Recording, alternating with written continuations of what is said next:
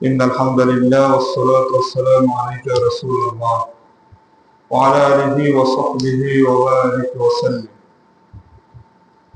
أما بعد فأعوذ بالله من الشيطان الرجيم. بسم الله الرحمن الرحيم. إنا أنزلناه في ليلة القدر وما أدراك ما ليلة القدر ليلة القدر خير من ألف شهر تنزل الملائكة والروح فيها بإذن ربهم من كل أمر سلام هي حتى مطلع الفجر.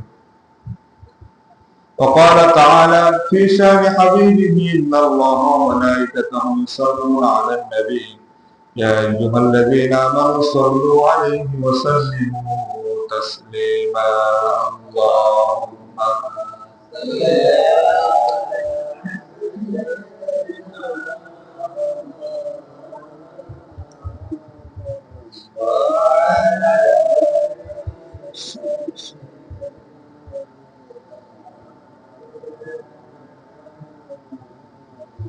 আলহামদুলিল্লাহ, আল্লাহ তাআলার দরবারে লাখো কোটি শুকরিয়া যে মহামনিব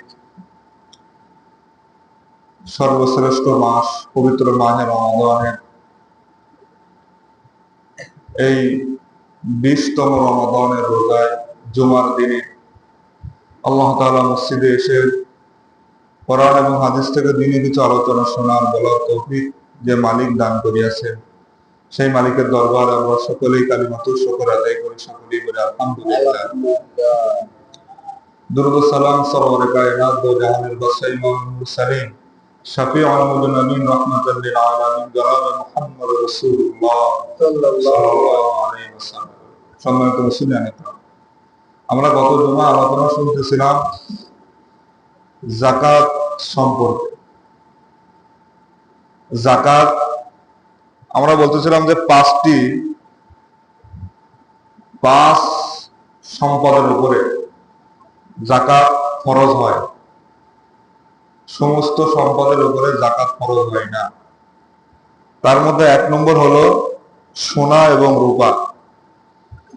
সোনা এবং রূপা যদি 7.5 তলা সোনা, 52.5 তলা রূপা, বর্তমান বাজার দর রূপার দাম 95 থেকে 1 লাখ বা বেশি হতে পারে, আর স্বর্ণের দাম 7.5 তলার স্বর্ণ দাম প্রায় 7 থেকে 8 লাখ টাকা। এখন রূপা এবং সোনা, রূপার নেশাব ধরা হয়েছে কেন? গত জুমায় বলছিলাম যে রাসূল কারীম সাল্লাল্লাহু আলাইহি ওয়াসাল্লামের জামানায় সোনা এবং রূপার দাম একই রকম ছিল, এজন্য স্বর্ণ এবং রূপার এই মূল্যটা নির্ধারণ করা হয়েছে সেই জামানা থেকে। রূপার নিসাবে যদি কেউ যাকাত দেয়, বিভিন্ন উলামা ইকরাম এবং ফুকাহা ইকরাম তারা বলেন রূপার নিসাবে যাকাত দিলেও, বিশেষ করে আবু হানিফা রাহমাতুল্লাহ আলাইহি তিনি বলেন তাহলে সম্পদটা পবিত্র হয়ে যায় আর গরিব মিসকিন তারাও উপকৃত হয়। এজন্য রূপার নিসাব থেকেই ধরা হবে। স্বর্ণ তো আছে, যদি কারোর কাছে 95 থেকে 1 লাখ বা এর একটু বেশি টাকা থাকে, অতিরিক্ত খরচ খরচা সব বাদ দিয়ে 1 বছর অতিরিক্ত থাকে, তাহলে তার উপরে যাকাত ফরজ হবে। 2.5% হারে 100 টাকায় 2.5 টাকা, এভাবে করে সহজে হিসাব বলছিলাম যে আপনি যত টাকা থাকবে ওই টাকা দিয়ে 40 দিয়ে যদি আপনি ভাগ করেন, সেই হিসাবটা সহজে বেরিয়ে আসবে। প্রিয় মুসলিম, এই বাৎসরিক হিসাব করতে হবে আপনার এই যে আরবি ক্যালেন্ডার দেখে। আরবিটা যদি হিসাব করা তাহলে 2.5% হারে জাকাত আসবে। আর যদি আরবি না হিসাব করে এই খ্রিস্টীয় ক্যালেন্ডার, যেটা জানুয়ারি ফেব্রুয়ারি লেখা, এই খ্রিস্টীয় ক্যালেন্ডার যদি হিসাব করেন তাহলে 2.5%-এর থেকেও বেশি আসবে, 2.5%-এর থেকেও বেশি আসবে। কারণ 2.58 তখন আসবে, 2.58 আসবে। কেন? কারণ চন্দ্রবর্ষ যেটা আরবি, এটা হয় 354 দিন, আর কারণ কোন মাস 29, কোন মাস 30, চন্দ্র বছর এটা হয়। আর আপনার এই সৌর বছর জানুয়ারি ফেব্রুয়ারি, এটা হয় 365 দিন। আবার লিপিয়ার আছে, সেটা আবার 366 দিন হয়, বিভিন্ন আছে। সুতরাং আরবিটা ধরার জন্য আরবি বছর ধরলে 2.5% হলে জাকাত আসবে। আর যদি আমরা খ্রিস্টীয় ক্যালেন্ডার ধরেন জানুয়ারি টু জানুয়ারি, মানে এবছর জানুয়ারি, সামনের বছর জানুয়ারি, ফেব্রুয়ারি টু ফেব্রুয়ারি, ঠিক এভাবে ধরলে আপনার 2.58 আসবে, বেশি আসবে। প্রিয় মুসলিম, এটা হলো স্বর্ণ রূপা।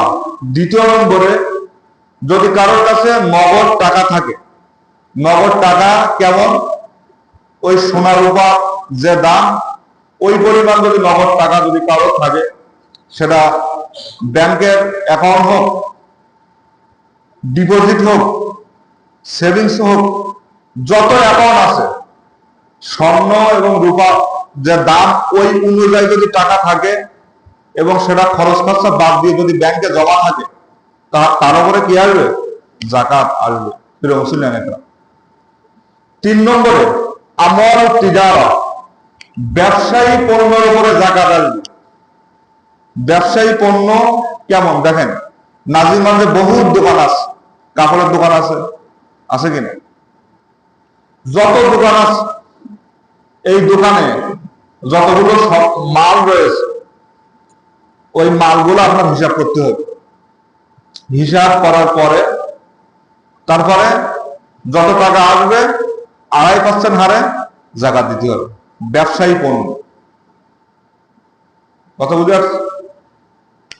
আপনি কাপড়ের ব্যবসা করতেছেন, কথা বুঝেন, ফলের ব্যবসা করতেছেন, যে কোনো ব্যবসা করতেছেন, ওই ব্যবসায়ী মালের উপর জাকাত আসবে। কিন্তু আমার একটা ফ্যাক্টরি আছে, ওই ফ্যাক্টরি যে জমির উপরে, ওই জমির উপরে জাকাত আসবে না। মানে যেটা থেকে আপনার মাল উৎপন্ন হয়, যেটা থেকে আপনার আয়ের উৎস হয়, যেরকম কাপড় বেচে আমি আয় করব, ঠিক না? ওই কাপড়ের উপর জাকাত আসবে। আমার কাঠের ব্যবসা আছে, ওই কাঠ বেচে আমি আয় করব, ওই কাঠ ক টাকার আছে ওটা হিসাব করতে হবে। এভাবে যেসব মাল দ্বারা উৎপাদন হয়, টাকা আসবে, যেসব ব্যবসা দ্বারা ওই দিয়ে আসবে। এরপরে অনেকে শেয়ারের ব্যবসা করে, শেয়ারের ব্যবসা করে অনেকেই করে। সুতরাং ওই শেয়ার মার্কেটে যে ব্যবসা করেন না কেন, যেরকম মনে করেন আপনি লাইফ কেয়ারের শেয়ারে আছেন, কথা বুঝেননি? মানে 1 বছরে কত টাকা আপনার শেয়ার আসতেছে ব্যবসায়। মনে করেন আমি মাদ্রাসা করেছি, মাদ্রাসায় আমার 1 বছরে কত টাকা শেয়ারে আসতেছে, 1 লাখ আসুক, 2 লাখ আসুক, যদি এরকম স্বর্ণ এবং রূপা অনুযায়ী, দাম অনুযায়ী যদি আসে, 1 লাখ বা 1,10,000 যদি এরকম আসে, আর স্বর্ণ তো বহু দাম, 7-8 লাখ টাকা, তা ওইভাবে আপনার আমার জাকাতটা সঠিকভাবে দিতে হবে ব্যবসায়ী পণ্যের উপর।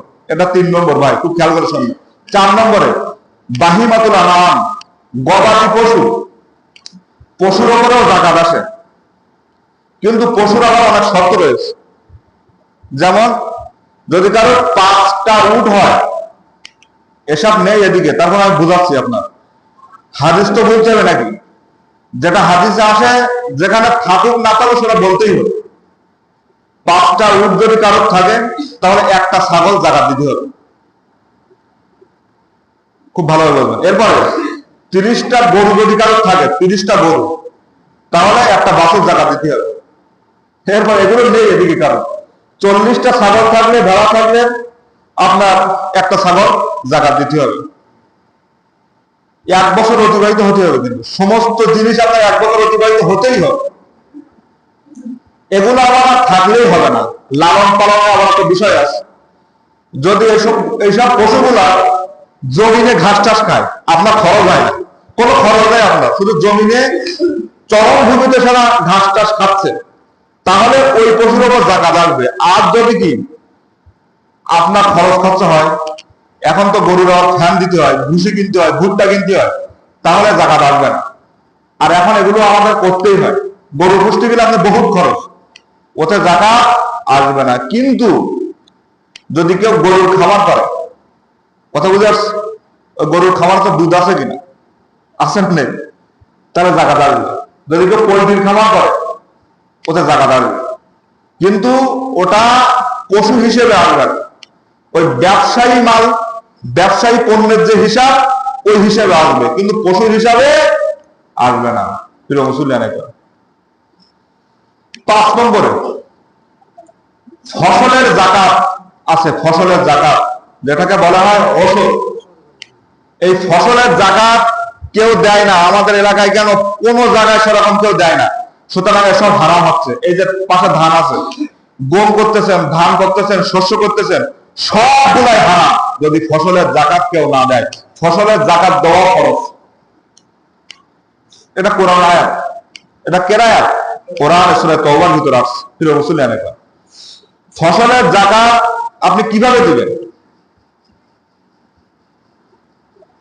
ফসলের জাকাত গুলা, যেই ফসলগুলা গোদামজাত করে রাখা যায়, পচে যায় না, যে ফসল, যেমন ধান, ও কিন্তু পচে না, শস্য, গম পচে, যেগুলা গোদামজাত করে রাখলে পচে না, ওইগুলোর উপরে জাকাত আসবে। কিভাবে জাকাত দিবেন? এই ফসলের জাকাত কিন্তু 1 বছর অতিবাহিত হওয়া লাগবে না। ফসলের জাকাত 1 বছর না, এটার নিয়ম আছে। ফসলের জাকাত আপনি কিভাবে আসবে? যদি আপনার 5 ওয়াসক, যদি আপনার 5 ওয়াসক ফসল হয়, এটা আরবি শব্দ, তার মানে হলো, কোন ওলামা একরাম বলেন 16 মণ। যদি 16 মণ ডাল হয়, ভুট্টা হয়, ধান হয়। আবার কেউ বলেন আরবে স্কলাররা, তারা বলেন 18 মণ। আল্লামা ইউসুফ আল কারজাবি রাহিমাহুল্লাহ, তিনি বলেন 18 মণ। বাংলাদেশের ওলামা একরাম বলেন 25 মণ। 25 মণ যদি কারোর কি হয়, ধান হয়, গম হয়, ভুট্টা হয়, শস্য হয়, মানে যে সম্পদগুলো, যে ফসলগুলো পচে যায় না, গুদামজাত করে রাখা যায়, এরকম যদি 25 মণ হয়, তাহলে তার উপরে জাকাত আসবে। কিভাবে আসবে? 25 মণ হলেই হবে না। ফসলের জাকাতটা যদি বৃষ্টির পানি দিয়ে হয়, ভাই খুব খেয়াল করে শুনবেন, না সব হারাম হবে, সব হারাম হয়ে যাবে। বৃষ্টির পানি দিয়ে যদি ধান হয়, গম হয়, ভুট্টা হয়, তাহলে তার জাকাত আসবে কত? 10%। 100 মণ হলে 100 মণে 100 মণ যদি ধান হয়, 10 মণ জাকাত দিতে হবে। জাকাত আপনি কাদের দেবেন সেটা পরে বলছি। 100 মণ ধান হয়, ভুট্টা হয়, গম হয়, যদি বৃষ্টির পানি দিয়ে হয়, আপনার খরচ ডিজেল যদি না লাগে, তাহলে 100 মণে কমন 10 মণ, 100 মণে কমন 10 মণ, 10%। আর যদি ডিজেল পেট্রোল খরচ করে আপনার ফসল চাষ করতে হয়, তাহলে তখন আল্লাহ তাআলা আপনার আমার উপর জুলুম করবেন না। তখন আল্লাহ তাআলা বলেন 100 মণ হলে 10 মণ না, তখন আপনি 5 মণ জাকাত দিবেন। যদি কেন পানিতে হয়, যদি কি আপনার ডিজেল পেট্রোল খরচ করে, পানি কি খরচ করে, মানে আপনার খরচ যদি কি হয়, ফসল চাষ হয়। এবার অনেক মানুষের ফসল আছে, সেসবগুলো কি কিছু বৃষ্টির পানিতেও হচ্ছে, আবার মানে আপনার পেট্রোল খরচ করে হচ্ছে, তখন আপনি মাঝামাঝি অবস্থায় জাকাত দিতে হবে। মাঝামাঝি মানে কি? 7.5, মানে কি 100 মণ যদি হয়, তাহলে আপনি কি করবেন? 7.5 মণ আপনাকে জাকাত দিতে হবে। এই জাকাতটা দিবেন কবে? এই জাকাতটা দিবেন যেদিনকে আপনি ফসল কাটবেন, ওই দিনে জাকাত আপনাকে দিতে হবে। ওয়াতু হাক্কাহু ইয়াওমা হাসাদি, কোরআন আয়াত। যেদিনকে আপনি ফসলটা কাটবেন সেদিনকে হিসাব করে আপনাকে আমাকে যাকাত দিতে হবে। আমি এটাকে বোঝাতে পারলাম? যদি বৃষ্টির পানিতে হয় কি বলেছি 100 মণ হলে 10 মণ, আর যদি ডিজেল পেট্রোল খরচ করা হয় তাহলে কি 5 মণ 100 মণে। আর যদি ডিজেল পেট্রোল দেওয়া হয়, বৃষ্টির পানি দেওয়া হয়, তাহলে কি আপনি মাঝামাঝি অবস্থায় দেবেন, কারণ আপনার খরচটা একদিকটা সেভ হয়ে মানে কি সেভ হয়েছে আর একদিকটা কি খরচ হয়েছে, সুতরাং আপনি মাঝামাঝি অবস্থায় দেবেন। 7.5 মানে কি 7.5 মণ। যদি হিসাব পেস লাগে তাহলে আরো বলি, যদি বৃষ্টির পানিতে হয় 20 মণের 1, কথা বুঝে আসছে? 20 মণের কি 1 মণ, ঠিক আছে না? 20 মণের কি 2 মণ। আর যদি পেট্রোল ডিজেল খরচ করা হয় তাহলে কি 20 মণের 1, হিসাব একই। 100 মণের 10 আর 20 মণ সব একই। প্রিয় মুসলিয়ান একরাম, এই ফসলের যাকাত যদি কেউ না দেয় তাহলে গোটা ফসলটাই ধ্বংস হয়ে যাবে। মানে ধ্বংস মানে কি হারাম, হারাম হবে, আপনি হারাম খাবেন, ওটা জায়েজ হবে না। কেন হবে না? কারণ আল্লাহ তাআলা ফসলেরও যাকাত দিয়েছেন, বিধান করে দিয়েছেন, আপনি দিচ্ছেন না। বেশি না তো, যদি আপনার 100 মণ ধান হয় তো 10 মণ দিলে কি গায়ে বাঁধে? গায়ে বাঁধে না। তারপরে তো আমাদের তো এমন অবস্থা খুবই খারাপ, মানে কি এই বৃষ্টির পানিতে হচ্ছে না, অটোমেটিক ডিজেল পেট্রোল খরচ করা লাগতেছে, বৃষ্টির পানিতে খুবই কম হয়, সুতরাং আপনি 5 মণ দেবেন, কিন্তু আপনাকে দিতেই হবে। এটা 1 বছর অতিবাহিত হওয়া লাগবে না, যেদিন আপনি ফসল কাটবেন ওই দিনে বাড়িতে দিলে হবে না, ওই জমিনের থেকেই দেওয়া লাগবে। কাদেরকে দিবেন? আস্তে আস্তে বলছি। এই ফসলের যাকাত যাদের দিবেন, টাকা পয়সার যাকাত সব একই। প্রিয় মুসলিয়ান,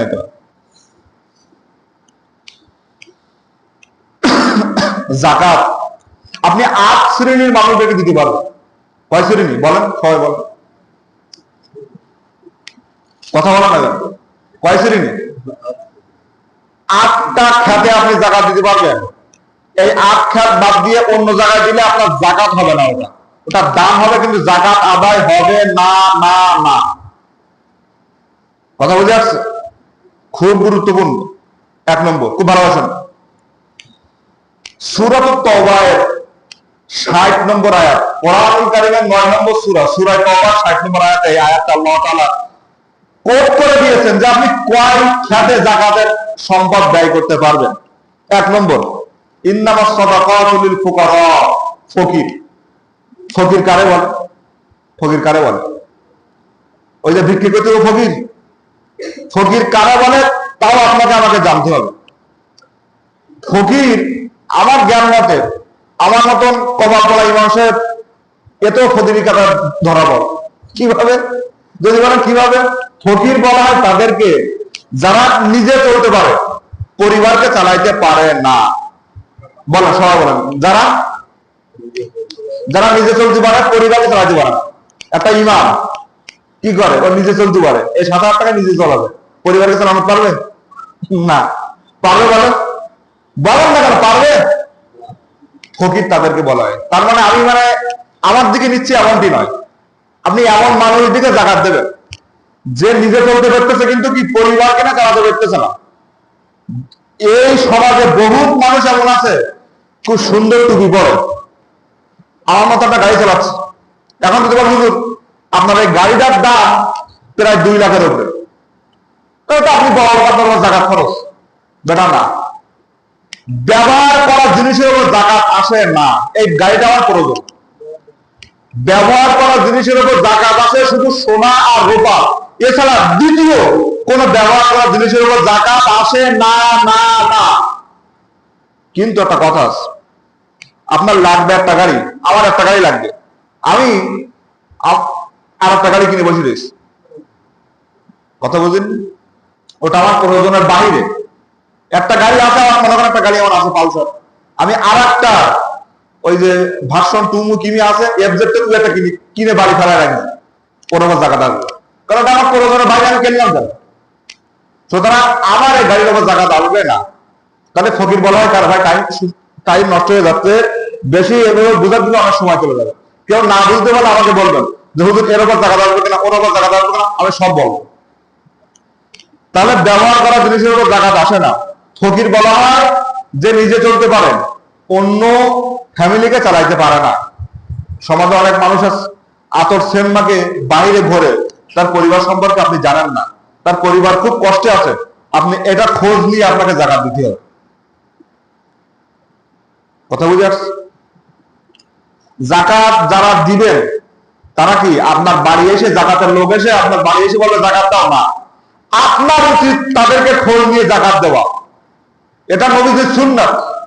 আমার উপর জাকাত খরচ, মনে করেন এবছর আমি জাকাত দেবো 1 লাখ টাকা, সবাই বুঝাচ্ছি, আমি আপনাদেরকে খোঁজ দিব যে কেটা অসহায়, তার বাড়ি গিয়ে আমি জাকাত দিব। আস্তে আস্তে সব বলছে। তাহলে ইন্নামাস সাদাকাতুল লিল ফুকারা, ফকিরদের উপরে জাকাত দিতে হবে। ফকির আপনি খোঁজ করবেন। এরপরে 2 নম্বর ওয়াল মিসকিন, মিসকিনদেরকে জাকাত দিতে হবে। মিসকিন কারা? যার কিছুই নেই সে হলো মিসকিন। যার, যারা বলেন, সেই মিসকিন। যার কিছু আছে কিছু নেই সে হলো ফকির, সে মিসকিন না। এটা বুঝতে। এরপরে 3 নম্বরে আপনার ওয়াল আমিলিনা আলাইহা, ইসলামী রাষ্ট্র কায়েম হলে জাকাত কালেকশন করবে, মানে জাকাত মানুষের কাছ থেকে আদায় করবে, এই খেতে যারা চাকরি করে, কথা বুঝে আসছে, তাদেরকেও জাকাতের টাকা দিয়ে তাদের বেতন দেওয়া যাবে। এটা কোন নম্বর বললাম? মনে করেন ইসলামী রাষ্ট্র কায়েম হয়েছে বাংলাদেশে, ইসলামী রাষ্ট্র কোরআন অনুযায়ী দেশ চলতেছে, তখন কিছু মানুষ চাকরি করবে জাকাত ফান্ডে, তারা জাকাত কালেকশন করবে, আপনার কাছে জাকাত কালেকশন করবে, আপনার কাছ থেকে করবে, যদি না দেন পিটিয়ে চাপা তুলে দেবে। কথা বুঝে আসছে? এই যারা এই কাজটা করবে তাদেরকেও জাকাতের টাকা দিয়ে তাদের বেতন দেওয়া যাবে। প্রিয় মুসলিম, সংক্ষেপে বলছি।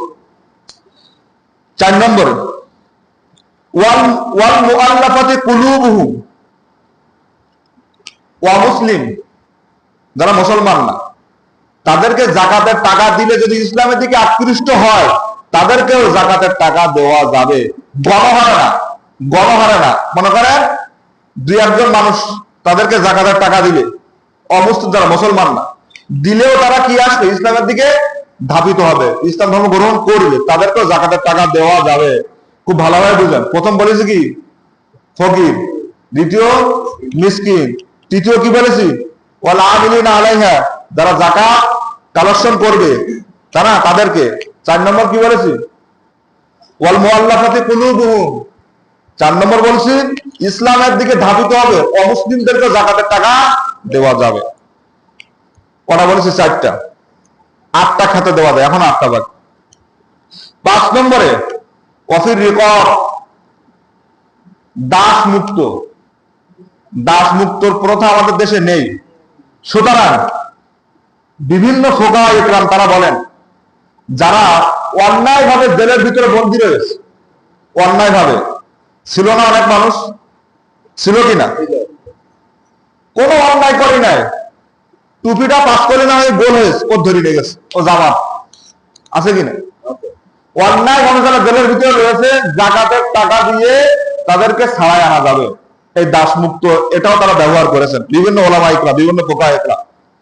5 নম্বর। 6 নম্বরে ওয়াল গারিবিন, ঋণগ্রস্ত মানুষের জাকাত দেওয়া যাবে।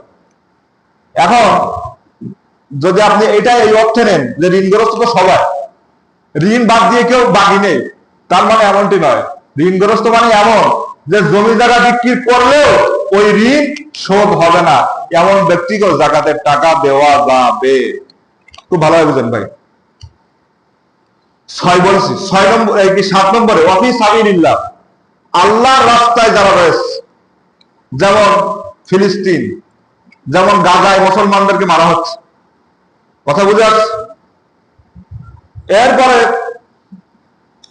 যে সমস্ত মাদ্রাসায় এতিম মিসকিনরা পড়ে, তারা আল্লাহর রাস্তায় আছে কিনা, তাদেরকে জাকাতের টাকা দেওয়া যাবে।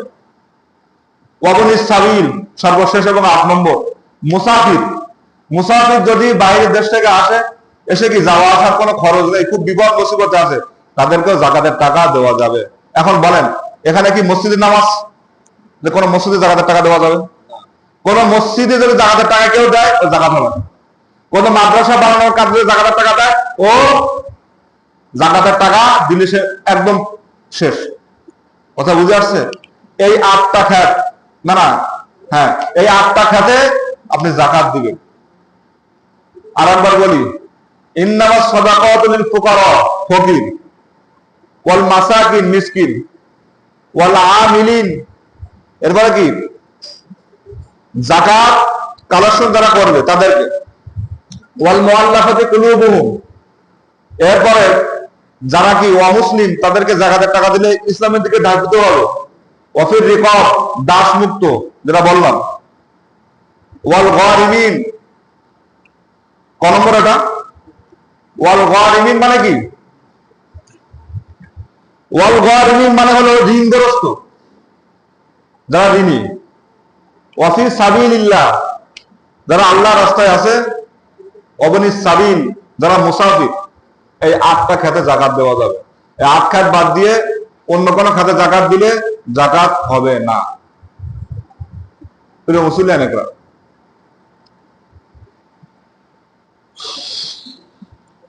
জাকাত কাদেরকে দেওয়া যাবে না এগুলো বললাম। জাকাত দেওয়া যাবে তাদের, যাদেরকে দেওয়া যাবে না।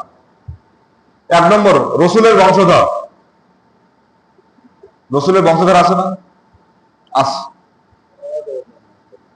হ্যাঁ আছে আছে। ওই যে ইনায়েতুল্লাহ আব্বাসী বলে রসুলের বংশধর, আল্লাহ জানেন। হাশিমি বংশধর, রসুল সাল্লাল্লাহু আলাইহি ওয়াসাল্লামের বংশের নাম ছিল কি? হাশিমি। রসুলের বংশধর সে যত পুরুষ এভাবে যাক না কেন, জাকাত তাদেরকে দেওয়া যাবে না।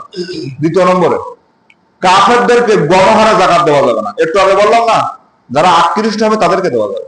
3 নম্বরে, যাদের উপরে জাকাত খরচ তাদেরকে দেওয়া যাবে না। মনে করেন আমার উপর জাকাত খরচ আর আমার মুয়াজ্জিন সাহেবের উপর জাকাত খরচ।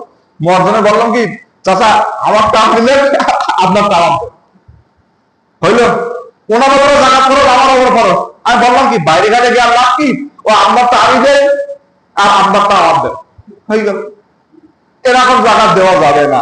মা বাবার উপরে জাকাত দেওয়া যায় না। এইভাবে করে ঊর্ধ্বতম দাদা দাদি, নানা নানি, জাকাত দেওয়া যাবে না। এরপরে আপনার মাধ্যমে যারা দুনিয়াতে এসেছে, আপনার মাধ্যমে, মনে করেন আমার স্ত্রী, ঠিক কিনা, আমার স্ত্রী বা আমার মাধ্যমে যারা আসছে, আমার মাধ্যমে আর আমার স্ত্রীর মাধ্যমে, মনে করেন কি ছেলে মেয়ে, নাতি পুতি, এদেরকে জাকাত দেওয়া যাবে না। কিন্তু ভাই বোনদেরকে জাকাত দেওয়া যাবে। ভাই বোন, ভাই বোনদেরকে কি জাকাত দেওয়া যাবে? বলো, ভাই বোনদেরকে। আপনি খুবই সচ্ছল কিন্তু আপনার ভাইটা অসচ্ছল, আপনি আপনার ভাইকে বলেন যে আমি তোমার কিছু টাকা দিচ্ছি, জাকাত বলে দিয়েন না, সে মনে কষ্ট পাবে। আপনি বলেন আমি তোমার কিছু টাকা দিচ্ছি, তুমি এই টাকাটা দিয়ে ব্যবসা করো। জাকাতের টাকাটা আপনার ভাইকে দিলেন, কিন্তু জাকাত বলে দিয়েন না, সে মনে কষ্ট পাবে। স্বামী স্ত্রীকে জাকাত দেওয়া যায় না। মসজিদ, মাদ্রাসা, রাস্তাঘাট, কোন জাকাতের টাকা এখানে ব্যবহার করা যাবে না। মৃত্যু ব্যক্তি দাফনের কাজে কোনো জাকাতের টাকা ব্যবহার করা যাবে না। জাকাতের নাম নিয়ে শাড়ি লুঙ্গি গণহারে দেওয়া, এগুলো জাকাত আদায় হবে না। জাকাত আপনি এভাবে দিবেন, আপনার গণহারে 500 টাকা করে জাকাত দেওয়ার দরকার নেই। আপনার যদি 2 লাখ টাকা জাকাত আসে, আপনি প্রত্যেক বছর 2টা থেকে 3টা মানুষকে জাকাত দেন, যাতে করে তারা সবল হয়ে যায়। মনে করেন আমাকে আপনি জাকাত দিবেন, আমি কি করতে পারি? ভ্যান চালাতে পারি। আপনি জাকাতের টাকা দিয়ে আমার একটা ভ্যান কিনে দেন। নবীজি বলেন না তুমি গণহারে জাকাত দাও 500 টাকা করে। এভাবে জাকাত দেওয়ার দরকার নেই। আপনি প্রত্যেক বছর 2 থেকে 3 জন বা 2 জন বা 1 জনকে জাকাত দেন, যাতে করে সে আগামী বছর জাকাতের টাকা দিয়ে আবার ও জাকাতের সম্পূর্ণ হয়ে যায়। আমরা কি গণহারে দেই না? 200 টাকা 500 টাকা এভাবে দিয়ে কোনো লাভ নেই তো। কথা বুঝে আসছে? প্রিয় মুসলিম একরাম, কথা শেষ পর্যায়ে সংক্ষেপে বলছি, আজকে 20 রমাদান, 21 তারাবি, অর্থাৎ লাইলাতুল কদর। এই লাইলাতুল কদরের 7টি বৈশিষ্ট্য আছে। এগুলো বলতে গেলে কমপক্ষে 15 মিনিট সময় লাগবে। সেই 15 মিনিটের ভিতরে আপনারা অধৈর্য হয়ে যাবেন। আবার আজকে এই তারাবির কথা আসবে, ঠিক না? এজন্য এগুলো বলে সময় নষ্টের কথা বলা যাবে না। নষ্ট বললে আল্লাহ তাআলা আমার উপরে আযাব গজব দিতে পারে। কারণ কোরআনের কথায় সময় নষ্টের কোনো দায়ী এসব বলা একদম জায়েজ নেই। শুধু এতটুকু বলছি, লাইলাতুল কদর নামে আল্লাহ তাআলা একটা সূরা নাযিল করেছেন, আপনারা সকলেই জানেন।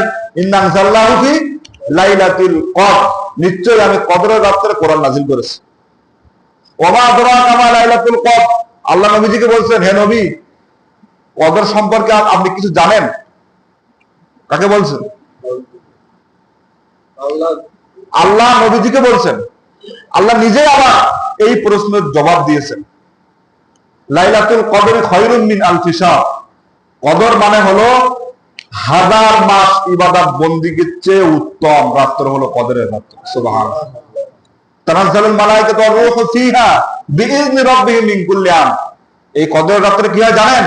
স্বয়ং জিবরিল আলাইহিস সালাম, ফেরেশতাদের সর্দার, তিনি বিশাল একটা বাহিনী নিয়ে এই জমিনে অবতরণ করেন। জমিনে অবতরণ করি জমিনে এসে পাকে চলে যায় না, একবারে সালামুন হিয়া হাত্তা মাতলাউল ফাজর, সূর্য ডোবা থেকে শুরু করে সূর্য ওঠা পর্যন্ত এই জমিনে তারা অবতরণ করেন। আল্লাহ তাআলার পক্ষ থেকে ফেরেশতাদের বাহিনী এসে দেখেন আল্লাহ কোন বান্দা কোন ইবাদতের ভিতরে মগ্ন আছে, এগুলো আল্লাহ তাআলার কাছে রিপোর্ট পেশ করেন। এটা হলো কোরআনের কি কদর নামক একটি সূরা যে কোরআনে আল্লাহ নাযিল করেছেন, সেই রাতের থেকেও উত্তম রাত কি আর আছে? আর রাসূল সাল্লাল্লাহু আলাইহি ওয়াসাল্লাম হাদিসে বলেন, মান কামা লাইলাতুল কদরি ঈমানান ওয়া ইহতিসাবান গুফিরা লাহু মা তাকাদ্দামা মিন যামবি। নবীজি বলেন, যারা কদরের রাত পেল ঈমান এবং ইহতিসাবের সাথে, আল্লাহ তাআলা তার তামাম জীবনের পিছনের গুনাহগুলো মাফ করে দেয়। সুবহানাল্লাহ। প্রিয় মুসলিয়ান একরাম, সুতরাং এই লাইলাতুল কদর আজকে থেকে আসতেছে। লাইলাতুল কদর, এই কদরের রজনীতে রাসূল কারীম সাল্লাল্লাহু আলাইহি ওয়াসাল্লাম এত বেশি পরিশ্রম করেছেন, এত বেশি ইবাদত বন্দেগী করেছেন, শুধু নবীজি নিজে করেন নাই, তার পরিবারকে ডেকে ডেকে ইবাদত বন্দেগী করানোর দিকে উৎসাহ জাগাইছেন। কিন্তু আমরা কি করি? আমরা 20 দিন যায় একটু থাকি, কিন্তু শেষের 10 দিন আমরা এই নাজির মাঝের দোকান পাটে করে সময়টা নষ্ট করে ফেলতেছি। আর রাসূল কারীম সাল্লাল্লাহু আলাইহি ওয়াসাল্লাম রমাদানের শেষ দশকে বলা হইতেছে কি, নবীজি 20 দিন মানে রমাদানের 20 রোজা পর্যন্ত রাসূল সাল্লাল্লাহু আলাইহি ওয়াসাল্লাম ইবাদত বন্দেগী করেছেন, কিছু সময় ঘুমায়েছেন। আর শেষ দশকে রাসূল সাল্লাল্লাহু আলাইহি ওয়াসাল্লাম একটি মুহূর্ত ঘুমান নাই, তিনি এভাবে ইবাদত বন্দেগী করেছেন। কারণ এই কদরের রজনীতে কোরআন নাযিল হয়েছে। আর দ্বিতীয় কারণ, এই কদর নামক রজনী এই শেষ দশকের ভিতরে আল্লাহ তাআলা রেখে দিয়েছেন।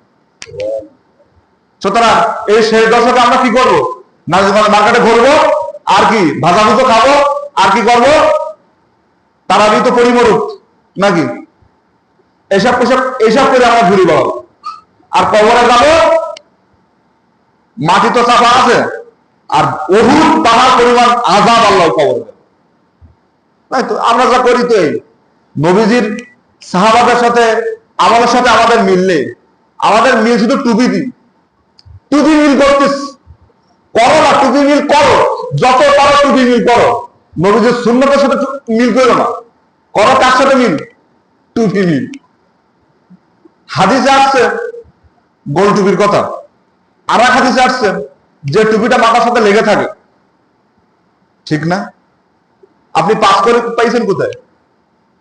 পাঁচ কলি পড়া মানুষ ইসলামের 5টি ভিত্তি, সেই অনুযায়ী। কথা বুঝে আসছে? কথা বুঝে আসছে? সুতরাং প্রত্যেকটি কথা হিসাব নিকাশ করে বলতে হবে, প্রত্যেকটি চিন্তা ফিকির হিসাব নিকাশ করে বলতে হবে। আন্দাজে গেওবানা ঠেললাম, এটা হবে না। ভাই, অনুরোধ করব, রমাদানের শেষ দশক সবে কদর চলে আসতেছে, মেহেরবানি করে এই শেষ দশকে বেজর রাত্রে আপনি আল্লাহর কাছে কান্না করুন। কারণ এমনও তো হতে পারে এই জীবনের সর্বশেষ দশক আপনার আমার জন্য হয়ে গেছে। হতে পারে কিনা বলেন? এমন হতে পারে আপনি বলেন, আপনি কি 1000 মাস সমান 83 বছর 4 মাস, 83 বছর আপনি কি বাঁচবেন? বাঁচবেন বলেন? কদরের রাত যারা পায় তারা কি ওই ইবাদত বন্দেগীর এমন মূল্য, কি 83 বছর 4 মাস একটানা ইবাদত করলে যে সওয়াব হয়, সেই সমপরিমাণ সওয়াব আল্লাহ তাআলা কদরের রজনীর জন্য রেখে দিয়েছে। আমরা এসবে নেই, আমরা এসবে আছি, আমরা মোটে এসবে নেই, আমরা মোটে এসবে নেই, এসব মোটে আমাদের নেই। শুধু আছে কি মারামারি, ঠেলাফেলি, ও হুজুর কেন এ করলো, ও হুজুর কেন এ করলো। আল্লাহ এই জাতির উপরে সহি বুঝ দান করুন। আগে বাজে ধ্যান ধারণা মাথাতে ফেলে দেন, যে সঠিকটা নিয়ে বিবেচনা করুন। কদরকে কাজে লাগান, কদরের অবদানকে কাজে লাগান, আজে বাজে সবাইকে কাজে লাগাইন না। টুপি নিয়ে মারামারি করেন না, মিলাদ নিয়ে মারামারি করেন না, দুরুদ নিয়ে বেশি মারামারি করেন না। নবীজি যা করেন সেটা করেন।